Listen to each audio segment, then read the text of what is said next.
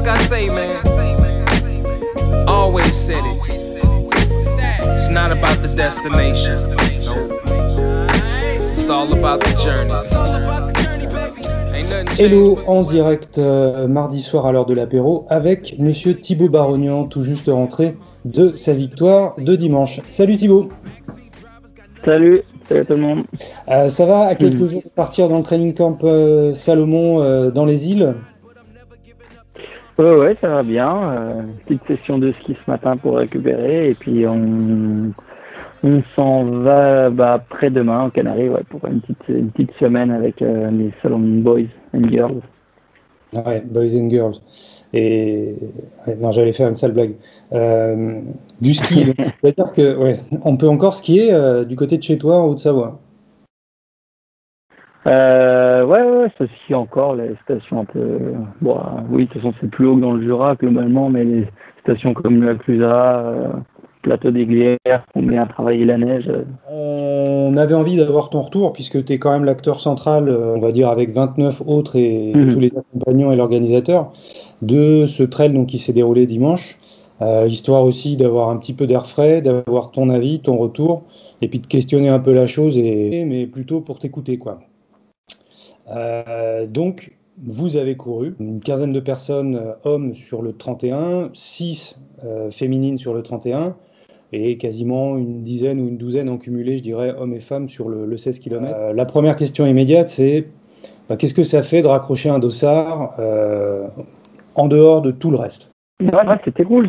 Après, c'est vrai que j'étais pas hyper motivé la semaine avant, parce que comme souvent, hein, les courses, c'est fait pour être partagé, et ce qu'on aime, c'est tout ce qui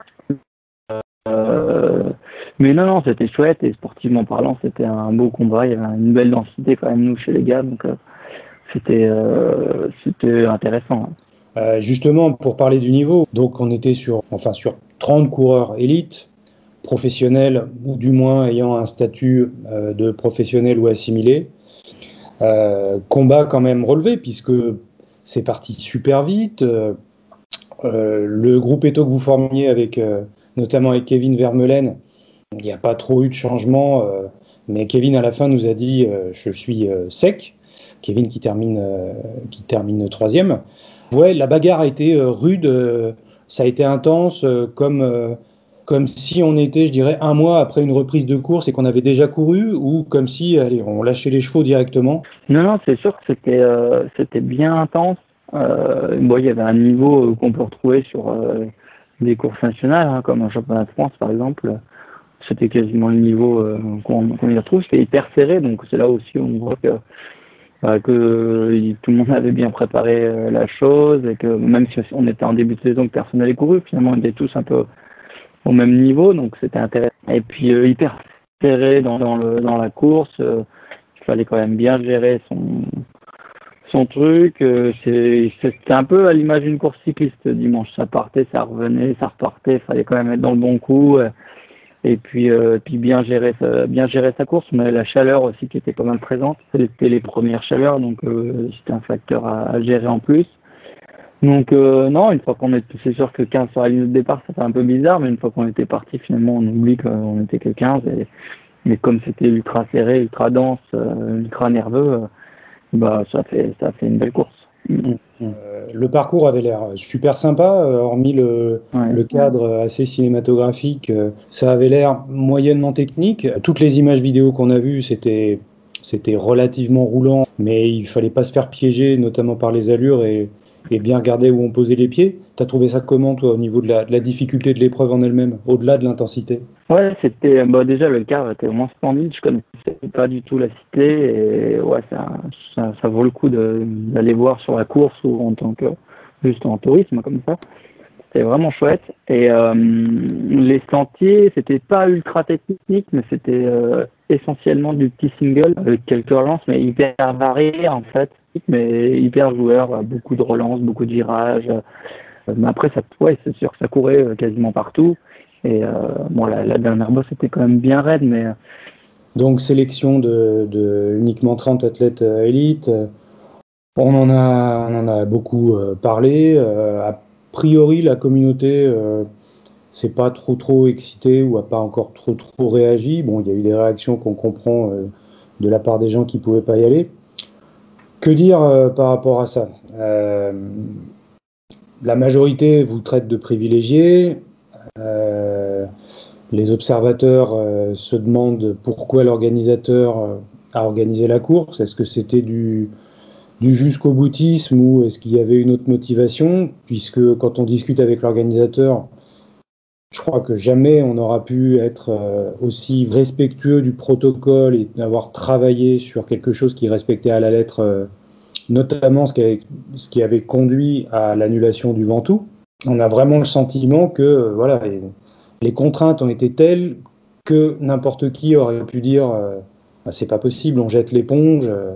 Mais l'organisateur, lui, a tenu bon et a vraiment respecté des consignes drastiques. Pour les rappeler, hormis le nombre de participants qui était restreint, c'était pas plus de 100 personnes, je crois, dans la zone, c'était un accompagnateur maximum, pas plus d'individus, de manière générale, bénévoles ou autres, de plus de 65 ans, pas de véhicules, évidemment, dans l'air, etc., etc.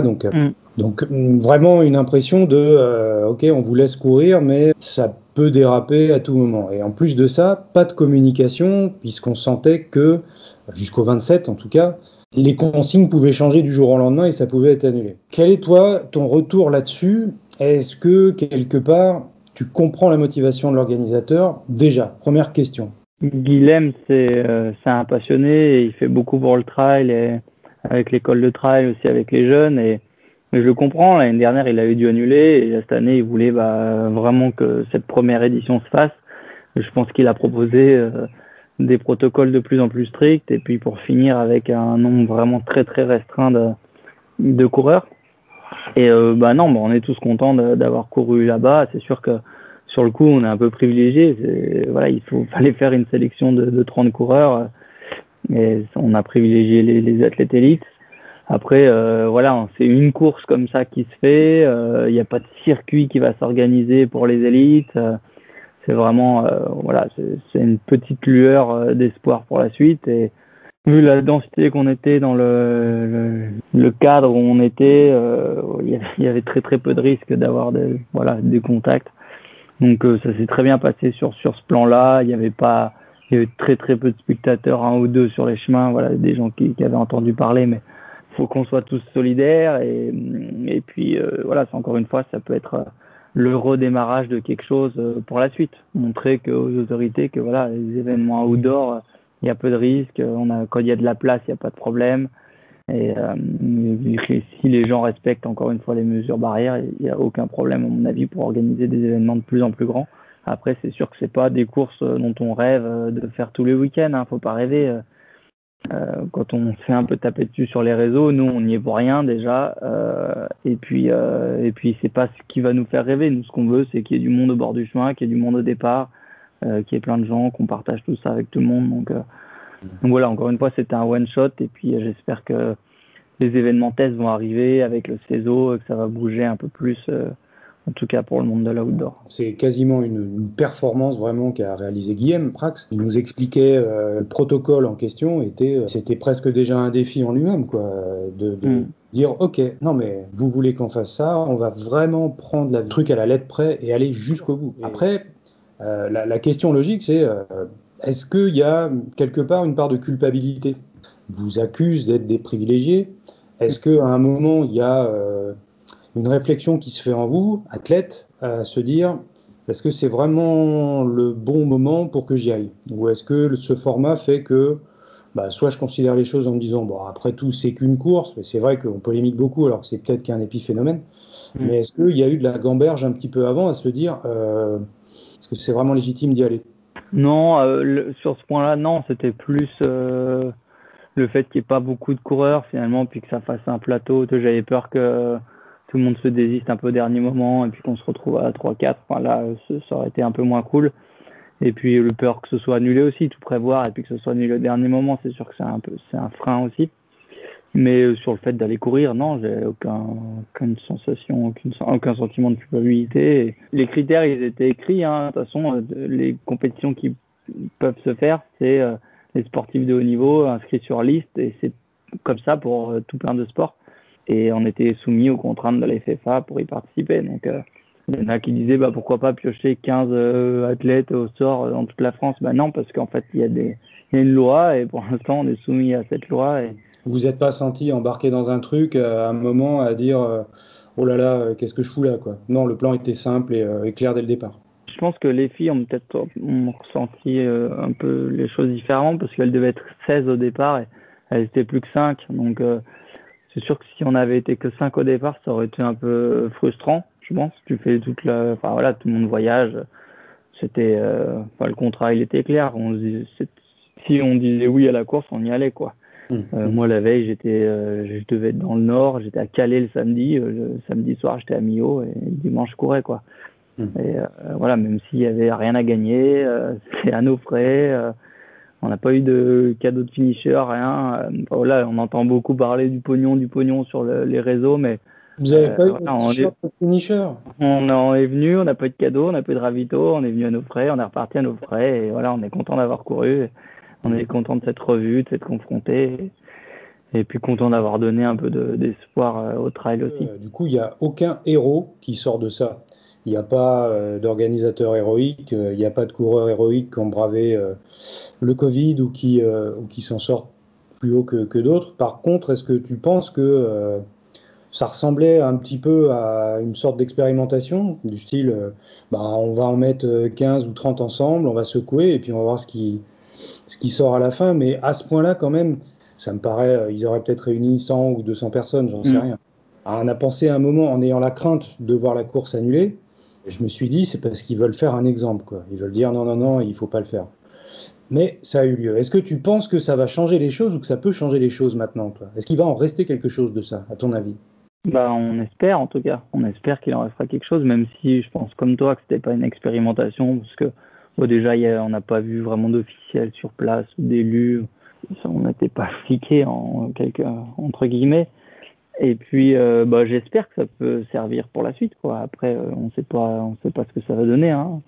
Est-ce que la préfecture du Doubs donnerait une thésarisation pour un événement qui a eu lieu en Aveyron ? Je suis vraiment pas sûr, mais en tout cas, si ça peut être relayé et puis encore une fois donner un peu d'espoir, donner un peu de matière aussi aux CESO pour travailler. S'il y avait un message, un tout petit message, je dirais à envoyer à pas mal de gens qui sont encore dans l'incompréhension ou dans la frustration, qu'est-ce qu'on pourrait leur dire ? Qu'il faut être solidaire, quoi, que le trail, on parle beaucoup de l'esprit trail, mais je suis pas un grand fan de ce mot-là. Nous, ce qu'on aime, c'est être avec du monde, c'est voir du monde, c'est partager les courses. C'est aussi une des choses qui rend le trail beau, quoi. Tout le monde partage la même course, quoi. Donc, qu'on soit élite ou amateur ou qu'on finisse premier ou dernier, finalement, on a fait la même course, on a pris la même ligne de départ. Et que cette course-là, c'était un one-shot. Et si ça peut lancer le redémarrage des courses, tout le monde sera content au final. Donc, il n'y a pas de polémique à avoir, il faut être patient. Et puis, si on veut aller s'amuser avec un chrono, je pense qu'il y a de quoi faire assez partout. Du coup, est-ce qu'il va y avoir des courses jusqu'à Zegama, puisque le prochain objectif, ma foi, c'est Zegama ou pas ? Pour moi, je suis invité en Slovénie. Donc j'ai un plan B en Slovénie le 8 mai. Mais voilà, encore une fois, c'est un plan B. C'est l'UTVV, je crois. L'UTVV, ouais, sur le 50 km. Puis c'est vrai qu'on pense à Zegama et à la suite. J'ai pas parlé de championnat du monde. On parlera pas des championnats du monde. On peut pas en parler, de toute façon, on connaît pas les critères. Non, c'est vrai. Mais on connaît les athlètes qui ont dit qu'ils seraient motivés pour y aller. Ouais. Écoute, s'il y a que ça qui s'organise, je suis motivé, moi. Tu veux dire les 3 couleurs ? La main sur le cœur. Non, mais tout ce qui va s'organiser sera bon à prendre cette année. Donc. Il y a quand même une règle implicite qui fait que quand on a déjà goûté à l'équipe de France dans un autre sport ou dans le trail, on laisse un peu la place aux autres. Donc, sérieusement, on vous souhaite qu'il y ait des courses. On te souhaite aussi, toi qui en es. Et puis bonne suite de saison. Au liqueur et on tourne la page. Merci Thibaut. On espère. Merci à toi, Julien. Ciao, à bientôt. Ciao.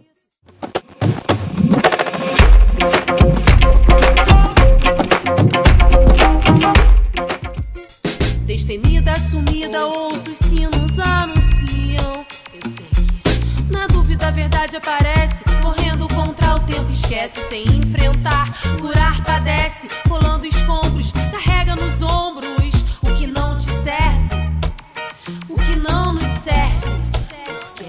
Incapaz de entender, nunca disposto a perder, destilo fel antes de beber.